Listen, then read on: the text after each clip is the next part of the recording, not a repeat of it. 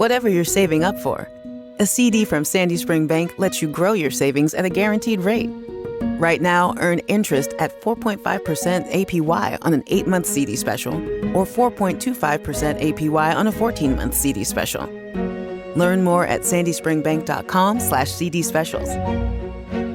Minimum opening deposit to earn the annual percentage yield is $500 for the 8-month CD special and $2,500 for the 14-month CD special. Member FDIC.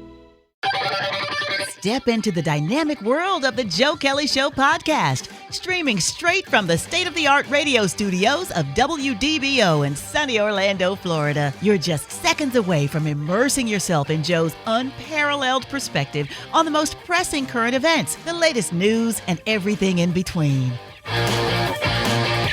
It is so important to be able to strike while the iron is hot. And when it comes to the world of politics, striking while the iron is hot is incredibly important.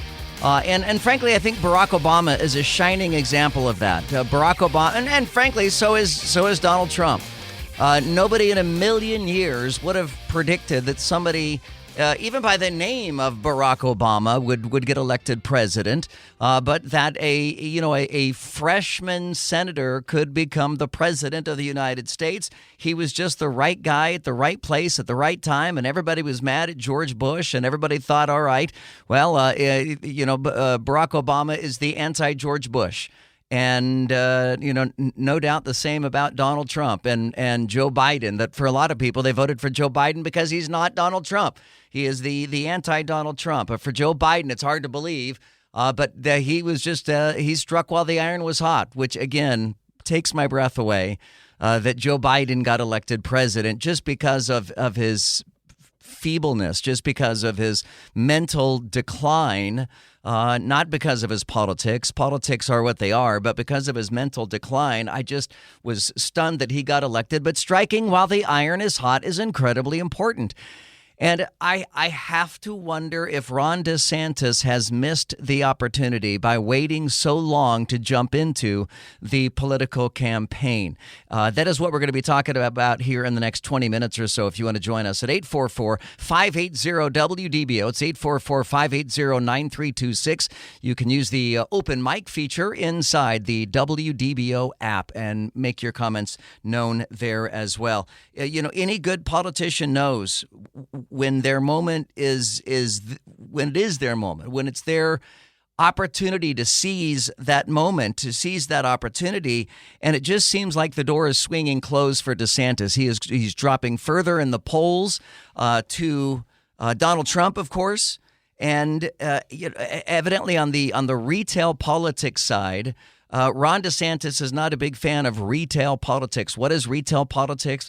That is the ability to woo a crowd, to shake hands and kiss babies, and to get out and to work a crowd and to work donors and to make those phone calls, to make phone call after phone call after phone call. That's retail politics. And evidently Ron DeSantis either doesn't like it or isn't good at it. Either way, he doesn't do it, evidently. And so some of the major donors are starting to fall out of Ron DeSantis. Now, I saw a headline in the Washington Examiner. Trump expands his lead and is poised for an electoral landslide. And the more that Donald Trump goes up in the polls, the more Ron DeSantis goes down. And there was a point at which, back in March, where Donald Trump was at 43% and Ron DeSantis was at 31%. Ron DeSantis has steadily gone from 31% support to 26% to 23%, now down to 16% support. Whereas Donald Trump has gone from 43 to 42 to 46 to 52% support. Do you think that Ron DeSantis has potentially missed his window of opportunity here? I know that the governor wanted to wait until the state legislative session had ended, and he wanted to make sure that the state legislature clarified the rules here in Florida about whether or not you have to give up your elected seat to run for another office. It is believed by most legal experts in Florida that the state constitution and state laws already allow for Ron DeSantis to run for president without giving up his governor's position here in Florida. But DeSantis wanted to wait to get through the legislative session first. He wanted to focus on Florida first, even though he has not been in the state for most of the legislative session. He has been out not only touring the United States, but he has been touring the world and meeting with world leaders, everywhere, rather. So at this point, Donald Trump, breathtakingly, and Donald Trump announced this week that he is going to be doing a town hall on CNN. You might recall, gosh, it doesn't seem like it was that long ago when Donald Trump talked about how CNN was fake media, how all of these channels are fake media, these newspapers are fake media, fake news, fake news, fake news. And suddenly now, the enemy of my enemy is my friend. And suddenly now Donald Trump seems to be embracing CNN, embracing the mainstream media, because as the mainstream media goes after Ron DeSantis, Donald Trump doubles down on it. He will be the first to cite those news outlets as being accurate about Ron DeSantis. The same news organizations that he cited as fake news previously, he is now getting behind them and supporting them. So do you think that it is too late for Ron DeSantis to jump into the race? I don't think it's too late, but I think he has done a lot of damage to himself by waiting as long as he has, as a lot of the donors have been ready to write big checks. But if Ron DeSantis doesn't declare, he doesn't get into the race, these donors are either going to take their money elsewhere or they're just going to sit on their money and they're not going to make a donation at all. I much, much, much prefer the idea that Ron DeSantis could be our next president over Joe Biden or Donald Trump. I would rather see Ron DeSantis in the White House. Honestly, at this point, anybody but Joe Biden, and my next anybody but would be anybody but Donald Trump. But if it comes down to Donald Trump winning the GOP primary and beating Ron DeSantis and beating any other latecomers, then I would imagine I will be in a situation where I pinch my nose and vote for a third time for Donald John Trump. What do you guys think? 844-580-WDBO. It's 844-580-9326. You can use the open mic in the WDBO app and let me know what your thoughts are about whether or not Donald Trump is, at this point, a foregone conclusion that he is going to win the GOP primary, or if you think that Ron DeSantis still has an opportunity here. Now, the most bizarre poll that I have seen so far is a CBS News poll that deals with Donald Trump and Trump fatigue and the typical Republican voters. In fact, these aren't the typical. There are actual categories when it comes to polling. So these aren't typical Republican voters. They are likely Republican voters. So these are people who are likely to vote Republican. They are likely to vote in the election. They generally have a history of voting in the election. So they asked these questions. It was a CBS News YouGov poll. 2024 Republican nomination, top answers. If you prefer a candidate who, the top answer for GOP voters, you prefer a candidate who, top answer, challenges woke ideas. What? Challenging woke ideas is your number one priority in a presidential candidate? The next highest is opposes any gun restrictions. Followed by, get this, the 2024 Republican nomination, Republicans prefer a candidate who says Trump won in 2020. How is that even relevant? But that's 61% of Republicans are saying they want a candidate who says Trump won in 2020. First of all, Trump didn't win in 2020. And what difference does it make other than making you look like a fool if you say that Donald Trump did win in 2020? He didn't. And the last of the top responses here again, 2024 Republican presidential nomination, prefer a candidate who makes liberals angry. That's 57% of Republicans say they want a candidate who makes liberals angry. Why? Why in the world is that a priority? Why do you feel the need to make liberals angry? Now, if in the course of business liberals get angry, so be it. There will be political disagreements until the end of time. But why would the majority of Republican voters make that a priority? I want a candidate who is going to make liberals angry. They asked some similar questions. Why you're voting for Trump. For those who are voting for Trump, 94% say past performance as president. 94% say he fights for people like me. 84% say because he would beat Joe Biden. And 82% say how he deals with political opponents. I don't know. I mean, the polling data at the moment does not indicate that Donald Trump will beat Joe Biden. There are plenty of polls out that indicate that if Donald Trump is the GOP nominee, that he will lose to Joe Biden.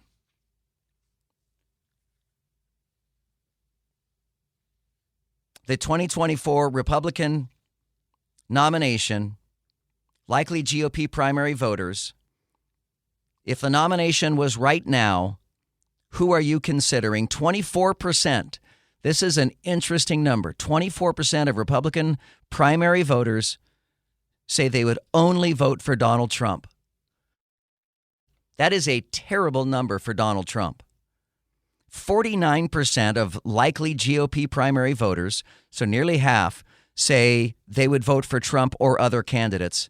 And 27% say they would never consider Donald Trump. That is a troubling series of statistics and polling data for Donald Trump. If not even a quarter of Republicans say they're only going to vote for Donald Trump, but 3/4 of which say they would vote for Trump or other candidates or not Trump at all. How in the world does Donald Trump overcome that? If you're not voting for Donald Trump, they asked, why are you not voting for Donald Trump? 65% say they like other candidates more. A little over half say he's too controversial.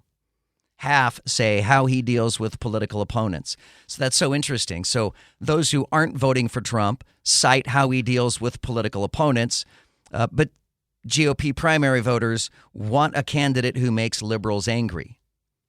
You can't have it both ways. You can't say I don't want Donald Trump because I don't like how he deals with political opponents, and then say, but I want him to make liberals to cry. I want him to make liberals angry. And then 41% say they're not going to vote for Trump because of his ongoing legal battles. Asked, how does Donald Trump make you feel? For those who are not voting for Trump in the GOP primary, these are the top answers. How does Donald Trump make you feel? 49% say exhausted. And you know what? I got to say, if given the options, I think exhausted would probably be my word as well. Donald Trump wears me out. I am exhausted. And maybe it's just because I live in the news cycle. Maybe if I wasn't in radio news, I wouldn't feel exhausted by him. But with every tweet that came out while he was in office, with every tweet, with every statement, with every day, it was just exhausting following Donald Trump. 32% say Donald Trump makes them feel empowered. 29% say they makes them feel confident. 29% say Donald Trump makes you feel worried. So we're really running the gamut here on feelings for and against Donald Trump. If not Donald Trump, again, the survey continues, if not Donald Trump, you prefer a candidate who 37% say shows loyalty to Trump. Why in the hell would any other political candidate have to take a loyalty oath? What is this? We don't live in a place where you take loyalty oaths. But 37% of Republicans, likely GOP primary voters, say if not Trump, they prefer a candidate who shows loyalty to Trump. Kiss the ring of Trump. I wholly reject that. 7% say, criticizes Trump. I reject that as well. There's no if Trump is not the primary candidate, then who the hell cares about Donald Trump? There's no need to say his name again. And 56% say they want a nominee who doesn't talk about Donald Trump. See, now we're talking. We want a nominee that is not going to talk about Donald Trump, because at that point, Donald Trump will be absolutely 100% irrelevant. 844-580-WDBO. It's 844-580-9326. Or hit me up in the open mic in the WDBO app. All right, coming up in a moment here, I'm going to play some audio for you. You're going to love this. As a Joe Biden voter is asked by a network television newscast, they asked, what is it you like about Joe Biden? And she literally locks up. I mean, she can't come up with an answer for a full 10 seconds. She just can't come up with a single thing that she likes about Joe Biden, and yet she professes her love about Joe Biden. My name is Joe Kelley. You can join me at 844-580-WDBO. It's 844-580-9326. You can use the open mic in the WDBO app. Our video stream is up on the WDBO Facebook page. You can see Laurel Lee. You can see me. You can join the chat there in the discussion. There's a whole lot of people in the chat having a discussion about the same thing that we are talking about right now, and that is Trump and DeSantis and the 2024 presidential race, and who the GOP nominee is going to be, who is going to be strong enough to beat Joe Biden, which that just sounds like a ludicrous question in the first place. Like, who would be strong enough to beat Joe Biden? I mean, a 10-year-old is strong enough to beat Joe Biden. I mean, it astounds me, but that's how much people hate Donald Trump. That's how much the majority of Americans hate Donald Trump, that they elected Joe Biden over Donald Trump. Blows my mind. 844-580-WDBO. Go to Groveland first. Keith, you're on the Joe Kelley Show on WDBO. Hi. Yeah, hi. How you doing, Joe? I'm great, thanks. I'm going to start out with my dream ticket. Trump, DeSantis, 2024, and then followed up by DeSantis, 2028, 2032. All right? And Trump has a strong record of positive accomplishments for America across all of what are now tribes, thanks to the Democratic Party. Okay? He helped all the minorities in terms of employment. Our unemployment rate was way down. Job participation was way up. Foreign policy, all of that stuff. The Democratic Party under Joe Biden has destroyed that. And the Democratic Party, starting with Barack Obama, and now with Joe Biden and his ship of fools, is trying to destroy the United States. And any Democrat that is running for office is lying if they say that they'll work across the aisle and stuff like that. When it comes to important things, they line up like ducks. Actually like lemmings. But you think it's just Democrats? You think it's just Democrats that lie? Yes. To more of an extent than the Republicans do. I mean, I don't give any of them my full faith and credit. I don't believe in any of our elected officials on a local level, state level, or a federal level. I believe that we have to hold their feet to the fire continuously. We have to hold them accountable, and that goes for Republicans and for Democrats. And on the idea of your dream ticket, Keith, I've heard a lot of people suggest the same, that a dream ticket would be Trump at the top and DeSantis as the VP. There are constitutional problems with that would prevent that from happening. So that is highly unlikely that would be able to happen. Plus, the electoral votes. You're not going to get the electoral votes from Florida if that happens, and Florida has too many electoral college votes. I cannot stand Donald Trump or his behavior towards Ron DeSantis, but Ron needs to get himself together and make up with Disney behind closed doors, because how can he broker peace on the world stage if he can't get along with the biggest employer in the state of Florida? I do wonder if if Governor DeSantis has any regrets about picking that fight with Disney, or Disney picking that fight with him. I wonder if DeSantis would handle it any differently if he had the chance to do over again, because I do believe that is damaging him some. I mean, even Republicans are criticizing Ron DeSantis over his relationship and handling of Disney. Coming up next, America is getting less civil. I'm going to give you examples of that, and we'll get into why that is the case. That's coming up next, plus more of your calls and comments. Coming up next here on WDBO. So we call this MOS in the business, man on the street, right? Man on the street interviews, or Vox Populi is the Latin terminology for it. But ABC News did a man on the street segment where they went out and asked a bunch of Joe Biden supporters what it was that they really like about Joe Biden. And I think you're really going to like this segment here, particularly if you don't like Joe Biden. From the Pennsylvania state capitol in Harrisburg to historic Philadelphia and the suburbs, Democrats are divided on whether or not President Biden should be running again. You voted for Biden. I did. He announced this week. What was your reaction? Regret, disappointment, frustration. While it's very early in the race, that disappointment and frustration was expressed again and again by young voters we talked to. I think I would go for Biden, but obviously I would prefer a fresher candidate. He announced this week. Were you excited by that? Not particularly. I'm more interested in a progressive candidate. Despite having voted for Biden last time, 21-year-old Elena Symes couldn't point me to anything that would make her want to vote for him again, except... What do you like about Joe Biden?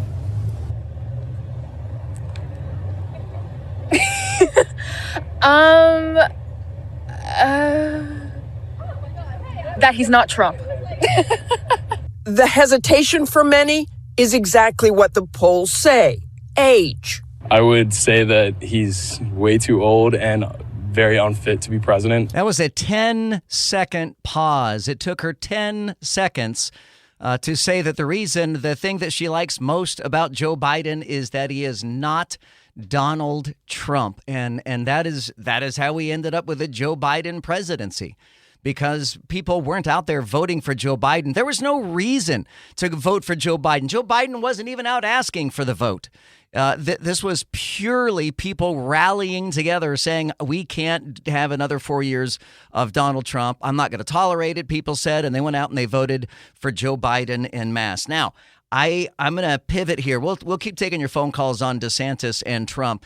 But one of the things that I really want to do here on the Joe Kelley Show is to move through topics quickly, because I know a lot of you guys are on your way home, and I want to be able to get through a variety of topics. I don't want to beat a topic to death. I want to be able to get to a variety of news. And so the message to you is if you want to participate in a conversation, you'll need to call or open mic soon, quickly, before we move on and change our topics, change discussions. But the American Bar Association has done a poll, and it's a survey of civic literacy and civility in today's society. And they say that civility in today's society, that 85% of respondents say civility is worse than a decade ago. Only 8% said that civility has gotten better. I don't know how 8% of people could think that we are more civil today. I don't know that we've ever been this anti-civil, short of maybe the Civil War. That was pretty anti-civil. But our level of civility here in just day-to-day conversations is brutal. And I will give you 3 examples in the last few minutes. They're all in open mics. Listen to the absolute lack of civility in this discussion. Because we know the election was stolen, you moron. It was stolen. We know it. You're not going to change our mind. All right, so there's that one, and then there's this one. Actually, sir, you're mistaken. He did win, and Joe Biden is in the White House under a fraudulent election. It was tampered with. We all know it. You know it. You just won't admit it to yourself, you little bastard. So there's that. Hang on, this one gets better. This might be the same guy, so angry that he left a second open mic. Because he also calls me the B word in this one too, or maybe that word just fits me really well. I don't know. Hey, Joe Kelley, I used to like you, but the more I listen to you, the more I realize that you're full of f***ing shit. Why don't you just go ahead and join the f***ing leftist and be done with it, you little bastard. So yeah, both said little bastard. So I don't get the lack of civility. Even if you disagree with me politically, which we all disagree with one another on varying levels, what's with the anger? I mean, is that the anger that you carry around with you at all times? I mean, do you get set off? Are you triggered that easily when someone says something that you politically disagree with? It triggers that level of anger in you? I do not understand people who are so emotional and get so angry if they dare be exposed to an opinion that doesn't match theirs or facts that don't match their facts. Safe Touch Security, Triple Team Traffic, PC Paul Cross on our video stream with us right now and checking that drive here for a Wednesday night. Hello, Paul. Nothing but facts, Joe. Got a crash on Curry Ford Road eastbound at Dixie Bell Drive, and then first responders there have the right lane closed. Also a crash on Conway Road at Simmons Road, and then lots of brake lights right now on I-4 westbound as you make your way through Lake Marion as you head into downtown from Parr onto the 408 eastbound ramps. This report sponsored by Fresh from Florida. Shoppers, this is your local sweet corn farmer letting you know that Florida sweet corn is in season. Learn more at followfreshfromflorida.com from the Florida Department of Agriculture. And from the WDBO Triple Team Traffic Center, I'm Paul Cross. I'm Joe Kelley. Join me at 844-580-WDBO. And I do want to address that lack of civility. I will tell you that my vision for this radio show, I know that people are driving home. You're on your way home. You're going to go give a big hug to your family. You're going to go pet the dog. You're going to give your kitten belly scratches. You're going to go get some food. You might go have a cocktail. I know that you've probably had a very long day at the office. And honestly, the last thing that I want to present to you guys this late in any afternoon is just vile hatred and anger and bitterness and squabbling and arguing and screaming and yelling. It's not going to be all sunshine and roses by any stretch of the imagination. But I like the way that Jimmy Fallon describes it, and that is all opinions are welcome. All types of people are welcome. This is a safe space for anybody to come talk, to join the program, to call in, to leave an open mic. But my only rule is don't be a jerk. Just don't be a jerk. Just because you disagree with something I say, it doesn't make me your enemy unless that's your decision. I don't view you any less favorably because of your anger management issues. But you know, this show is not going to be like that. I played those 3 open mics to give an example of the lack of civility in our society today. But I am not going to play open mics of people just cursing and dropping anger bombs. The open mic is the verbal assassination tool for radio hosts and others. Because you don't have to leave your name. You don't leave your name. You don't leave your phone number. You don't actually have a discussion face to face. It is, you're sniping. You're taking sniping shots at somebody, anybody, whoever it is, without any accountability. And I just think that's not something that is going to be a part of this show.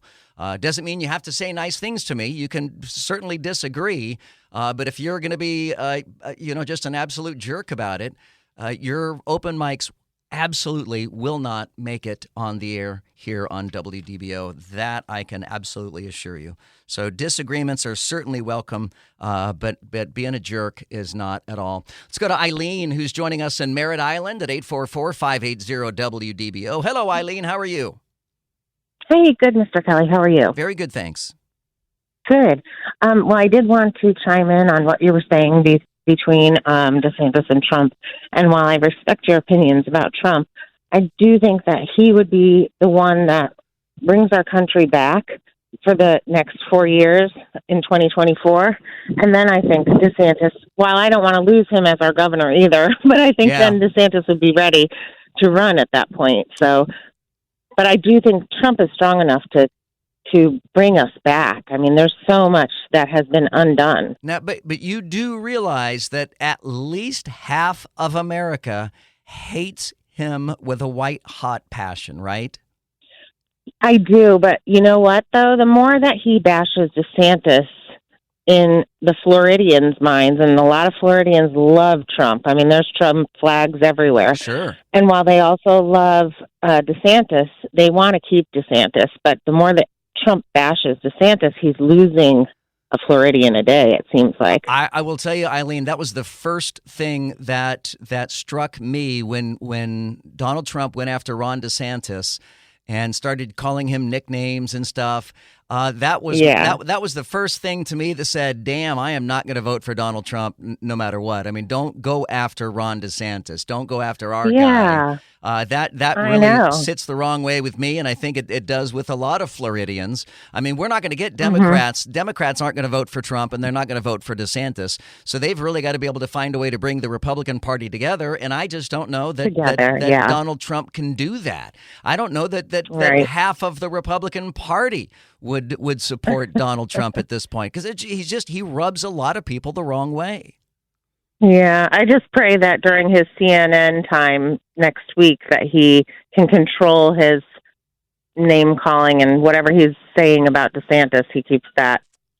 I hope so too. And by the way, Eileen, are you aware? Have you read yet that it seems that we're not going to get a presidential debate, either a primary debate or a general debate, because Donald Trump doesn't want to debate. Ron DeSantis doesn't want to debate.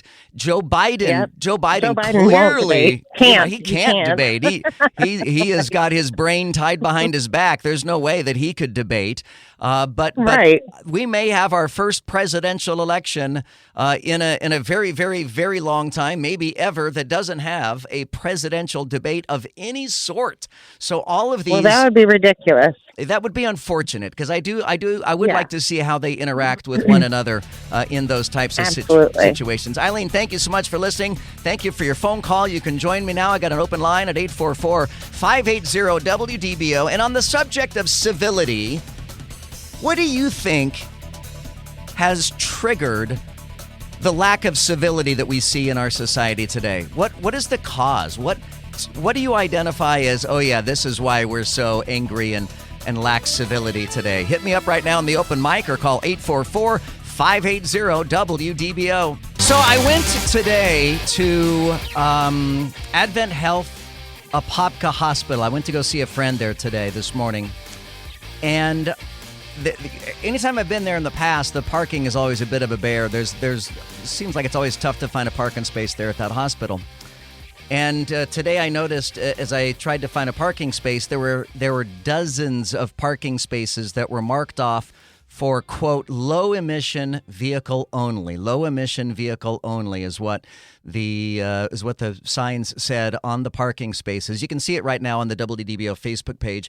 And it was astonishing because there was really no cars were parked in that, because there were no cars evidently that had low emissions. And then it just, to me, it raises so many questions when they say that, there we go. When they say, low emission vehicle only, what exactly does that mean by low emission vehicle? Because by today's standards, all vehicles are low emission vehicles. I mean, if you were to put a 72 Dodge there, that would be a very high emission vehicle. But any car that has been made in the 2000s, I mean, the emissions are significantly lower than they once were. And I don't understand why exactly they're putting parking spaces there that say low emission vehicles only, because none of those parking spaces had a charging station at them. It's not like you could park your low emission Tesla there and charge it while it's parked at the hospital. There is no charging station whatsoever. It is purely giving preferential upfront parking to people who drive so-called green vehicles. Now, ironically, at a different I remember this when the pandemic got started. I went to the Advent Health Hospital in Winter Garden, and they literally had signs up that said green vehicles only.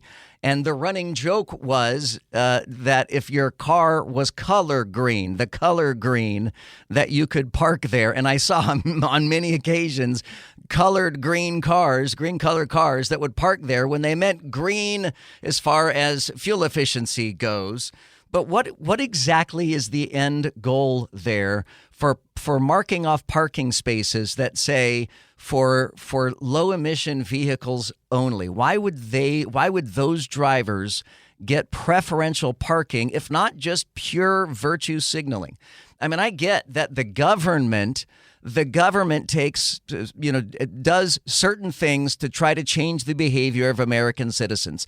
Things by raising taxes on cigarettes, is raising taxes on alcohol. Things like that is supposed to discourage us from buying those kinds of things. But why would a hospital do something like that? Why would any business do something like that and mark off parking spaces to try to incentivize people to drive more green automobiles?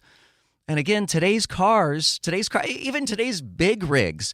I mean, today's big rigs are cleaner. The air that comes out of the pipes in many cases is cleaner than the air that gets sucked into the radiator. It's cleaner than the air that you're breathing. So most vehicles are green vehicles these days.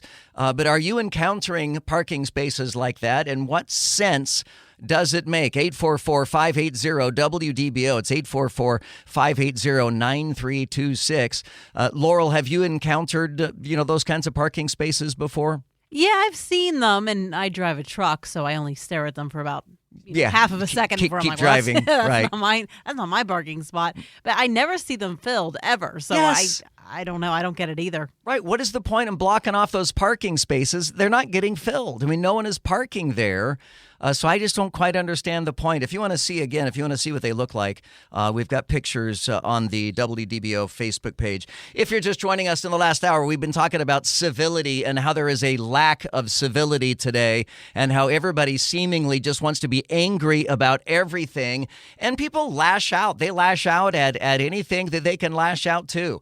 And it really just blows my mind how people have become so uncivil in today's society. George, thanks for holding on. You're calling from Orlando. You're on the Joe Kelley Show here on WDBO. Hi, George. Hey, what's going on, Joe? Long-time listener, first-time caller type of deal. But I would tell you one thing, definitely what's going on right now, the lack of civility. There's nobody ever goes ahead and looks at the other side. Everybody demands that they're got to be right. Nobody goes ahead and sits there and takes a step back and say, if I'm making this decision, if I'm spending my money, what else is going to be happening? What is the ripple effect of what's going on? Because we've never had this problem 20 years ago. Even left wing, right wing, any of that, we could still come together as a nation and work together to solve a problem. Today, it's no. Well, and George, I still believe that. I firmly believe, and I sense that you do too, that you and me, and even the open mic guys that hated me and everything else, I believe that we have more in common than not. And I've got friends who are Democrats. I've got friends who are gay. I've got friends who are cross-dressers. I've got friends. I mean, God says to love your neighbor, but you can't love your neighbor if you don't meet your neighbor. And if we isolate ourselves in our little silos and we never step out of our silos and we never entertain anybody else's ideas or anybody else's discussion, then we're not going to get to know anybody. I mean, I just because I disagree with someone doesn't mean they're my enemy, doesn't mean I'm going to hate them. Exactly. George, thank you so much. I'm glad you called. I do appreciate that. You can join me at 844-580-WDBO. It's 844-580-9326 or use the open mic in the WDBO app. I think all those guys are angry because they see what this left government has been doing to our country, throwing it down the toilet. I wish everybody would wake up and see what they have done. Man checking in out by the airport. I could hear a plane going by in the background. That's the problem right there. That woman, like you said, Joe, she paused for 10 seconds. What don't you like about Joe Biden? She paused for 10 seconds, laughed, and then said, he's not Trump. TDS, let me tell you. It's a very, very sad thing. TDS is a very real thing. Yeah, TDS, Trump Derangement Syndrome. And frankly, I think you can cite TDS as why we have a President Joe Biden. I think people got so irritated at Donald Trump that they voted him out of office. I mean, he didn't And I know when I say that, I'll get some more lack of civilized comments saying, no, he did win. He did win. We could litigate that until the end of time, and nobody is going to budge off of their positions about whether or not Joe Biden legitimately won the White House in 2020. Why are people getting nastier? I thought this open mic here has a lot of validity. Hey, Joe. I think people were rude to each other before COVID, but I think having people not interact and see each other's faces, it made it easier to be nastier. And I have seen an increase in people being nastier for no reason. I don't know what's causing it. It's not just politics. Yeah, according to the American Bar Association, their survey, Rude Awakening, Civility in America, compared to 10 years ago, would you say civility in today's society is worse, better, or the same? 85% say worse, 6% say better, and 8% say it's the same. Asked who is responsible for eroding civility in our society, in this order, it's social media, public officials, the educational system, popular culture, undecided, and then law enforcement, courts, and lastly, the clergy. 1% blame the damn clergy. Oh! Who should be, the American Bar asked, who should be primarily responsible for improving civility in our society? I would say, without looking at the answers first, I would say that starts with me. And by me, I don't mean me, Joe Kelley. I mean every person should say civility starts with me. And I do believe that it starts with me in the Joe Kelley sense, which is why, as you know, we had planned this radio show and strategized what we wanted to achieve with this radio show. One of the absolute number one things that came back time and time again is civility. And we wanted to be part of a radio show that is civil and not part of a radio show where we have to bleep people's language, not part of a radio show where people are screaming at one another. If I ever raise my voice, it's almost always in jest. I'm almost always trying to make an ironic point if I'm yelling, because otherwise I generally, if I'm being honest, it hurts my throat when I yell. So I'm just not one of those hostile guys that will just come into a room yelling at people. But the question asked, who should be primarily responsible for improving civility in our society? The number one response is family and friends. Family and friends. My family and friends are incredibly civil. That's why they're my family and friends. Well, that's why they're my friends, at least. My family is my family.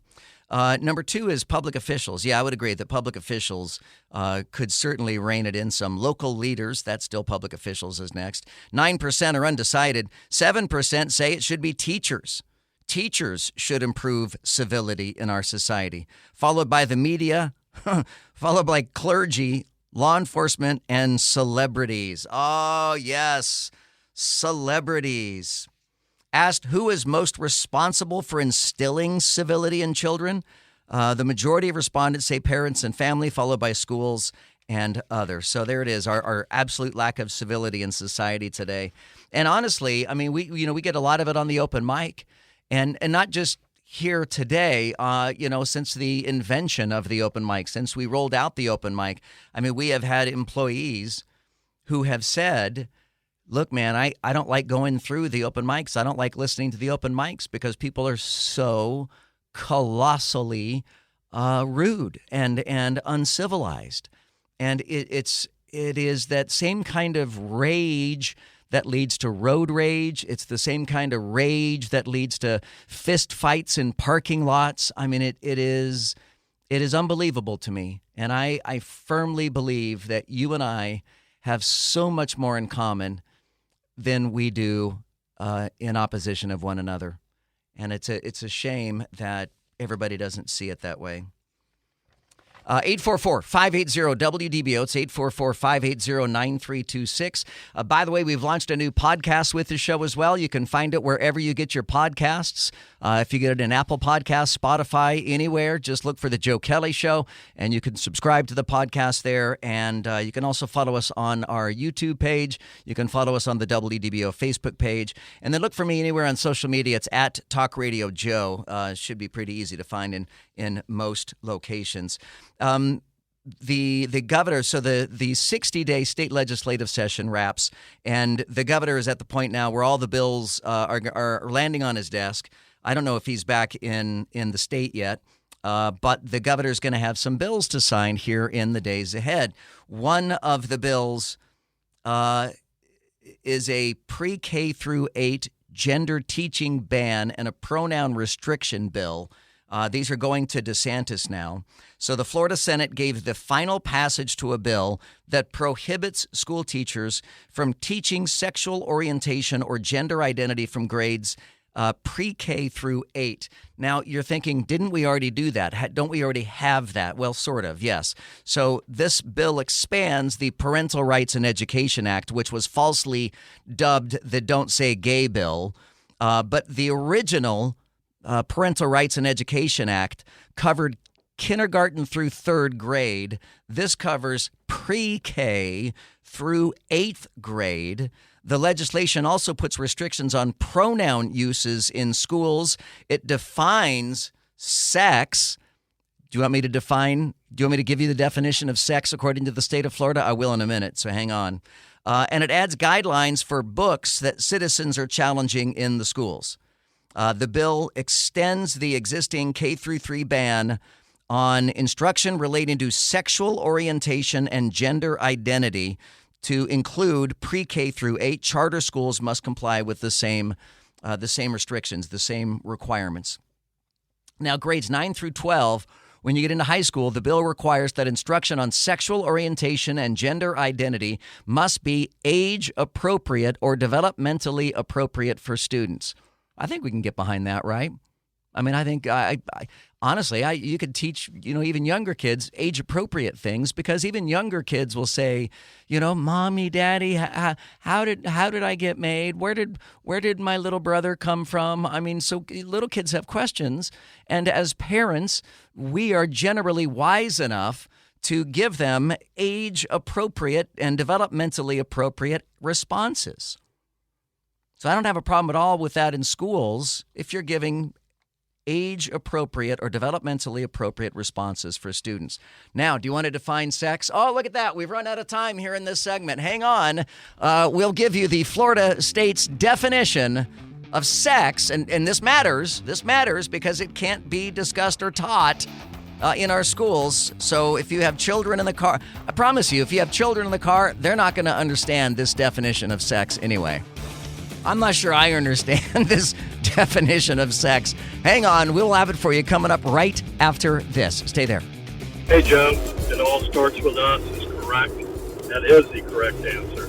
Because us is teacher, clergy, brothers, sisters, moms, dads, Democrats, Republicans, right? It all starts with us. Back off the social media, the media hyperbole a little bit more. Go outside and shake some hands, talk to some people, and you'll be surprised. I agree with you. Again, God says to love your neighbor, and you can't love your neighbor if you don't go out and meet your neighbors and get a chance to know them. And I guess in my scenario, it's a little bit different because I genuinely believe that I live in a commune-type setting because I live in a downtown high-rise.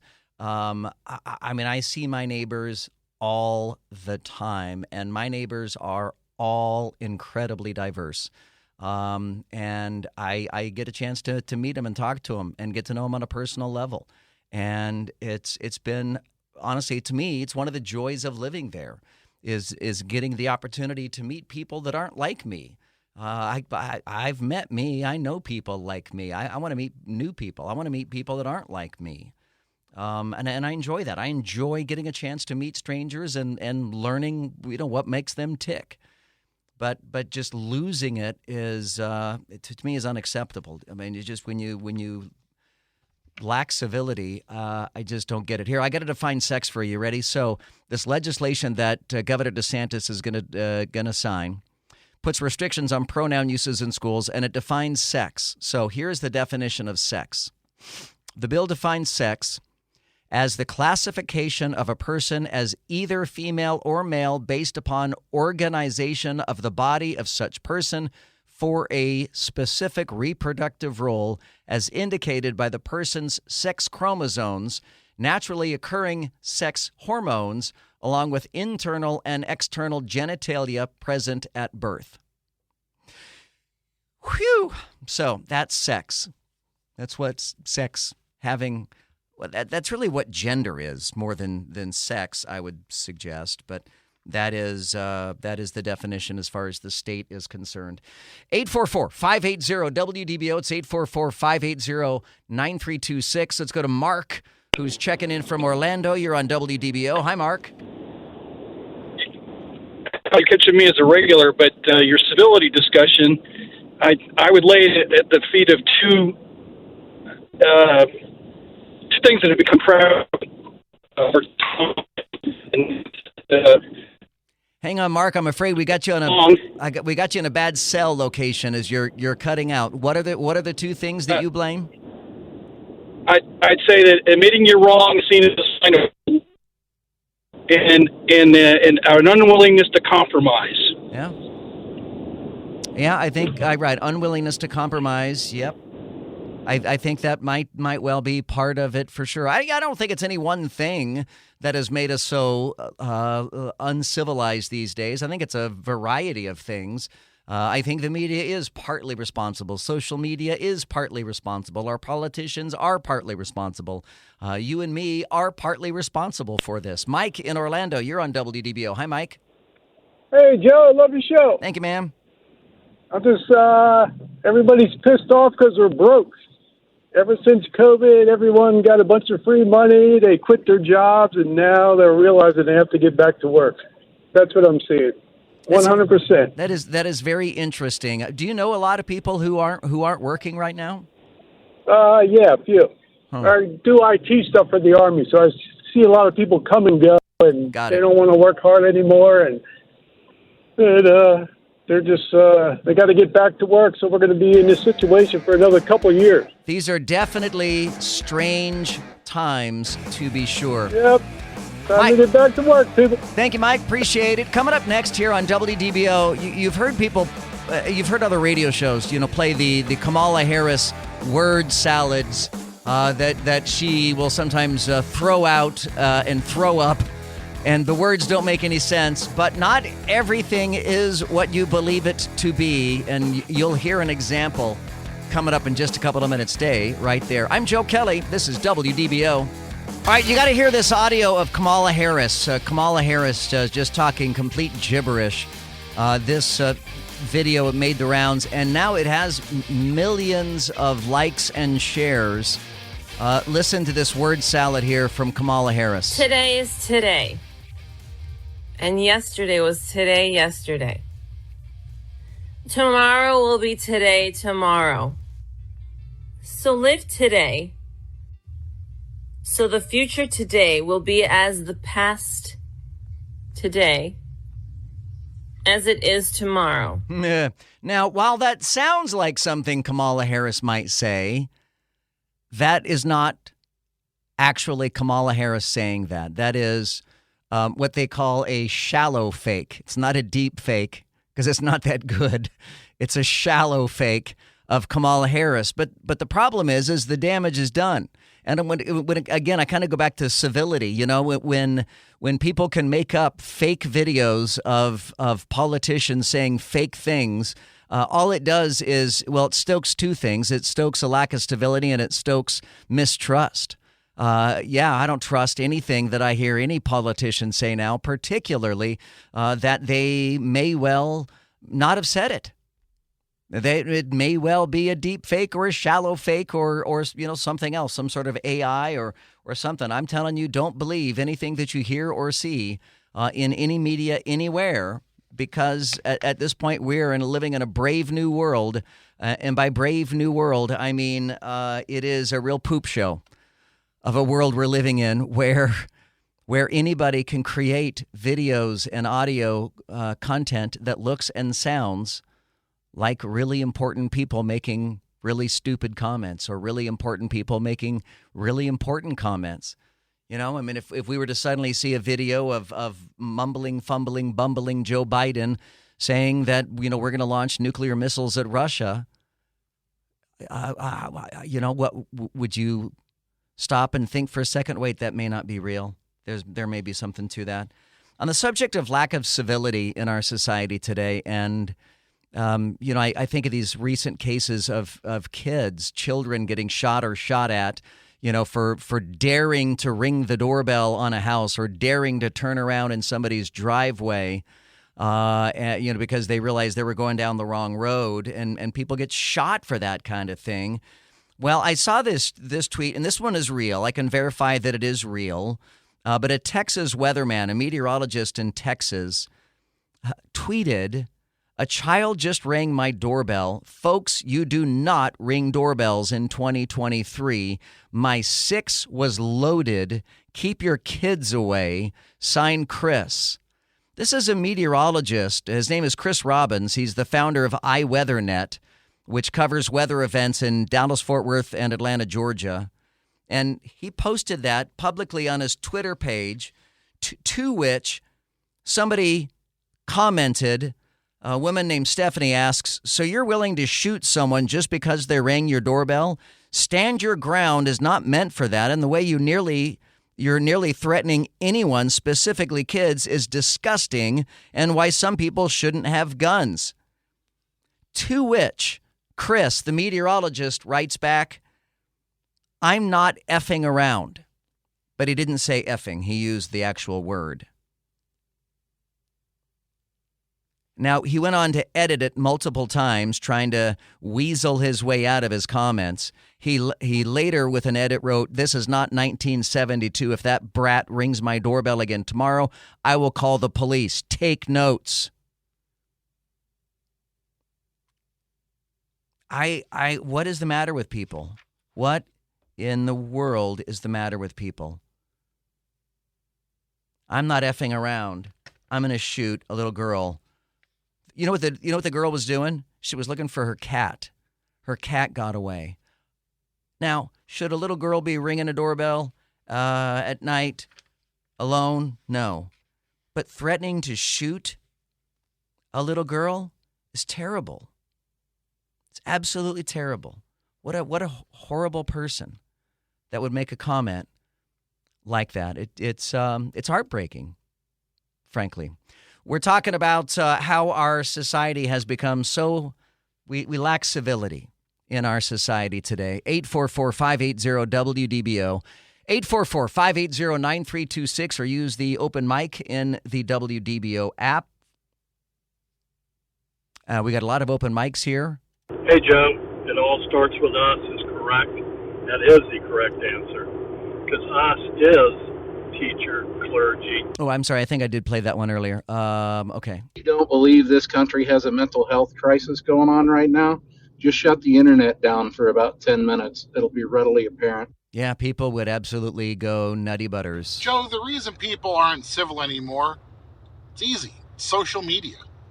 Everybody got so used to saying what they wanted to say, not having anybody in their face to defend themselves. That's what happened to society. Social media screwed us up. Like Mike Tyson said that time on the plane when somebody was behind him. Sometimes people just need to get punched in the face. I don't condone violence, but that's exactly what happened. Yeah, and Tyson never faced charges for that, for what it's worth. Joe, I love your show. Been a listener since you first came to Orlando. So glad you got 2 hours now. Just wanted to say thank you. Love your show so much. You little bastard.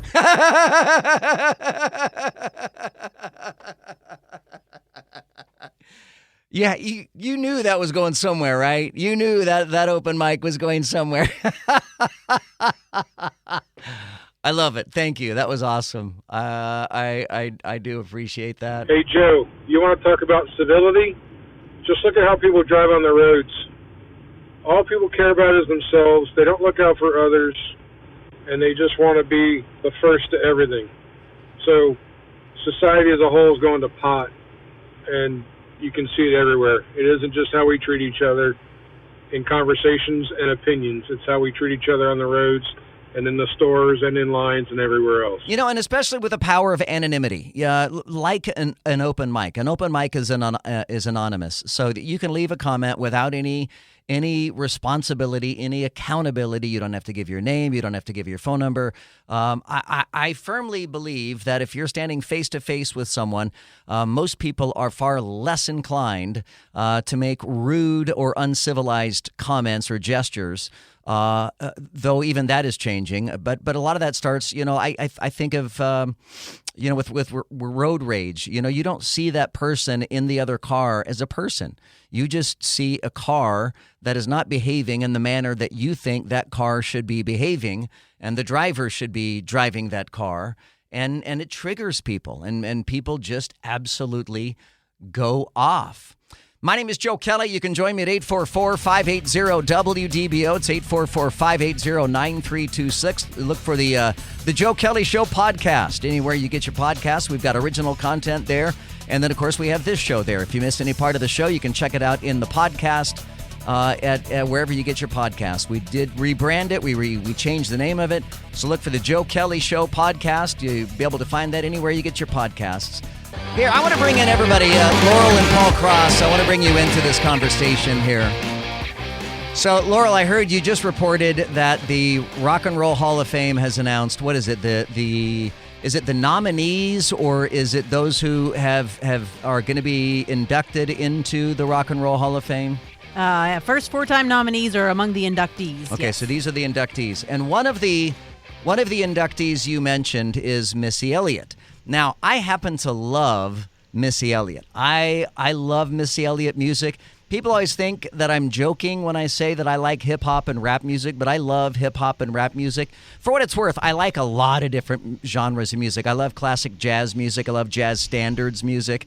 I love Broadway show tunes. I mean, I have a very broad sense of music. I love music. And I love Missy Elliott, but it's the Rock and Roll Hall of Fame, and this is Missy Elliott. Would you say this is her biggest hit? I haven't looked it up to see if this is her biggest hit. I would say so, yeah. Is